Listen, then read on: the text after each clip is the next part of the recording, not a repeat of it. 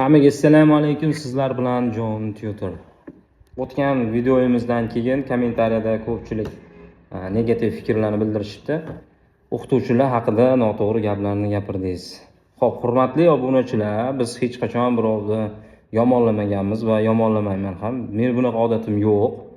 Bu yerda gapirilgan gap ba'zi bir o'qituvchilarga tegishli bo'lgan, chunki ba'zi bir o'qituvchilar o'quv markazi o'qituvchilarning ortidan va IELTS instruktorlarining ortidan ko'p gapirib qo'yishadi, yomonlab qo'yishadi. Shunga o'xshash ba'zi bir o'qituvchilar haqida.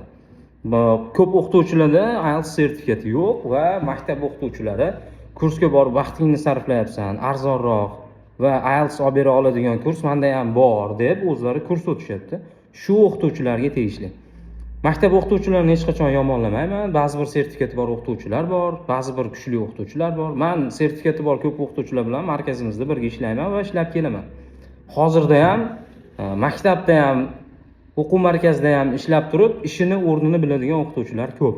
Lekin ba'zi bir o'qituvchilar o'quvchilarni befoyda vaqtini olishmoqda. Xuddi shu o'qituvchilar haqida gapirilgan.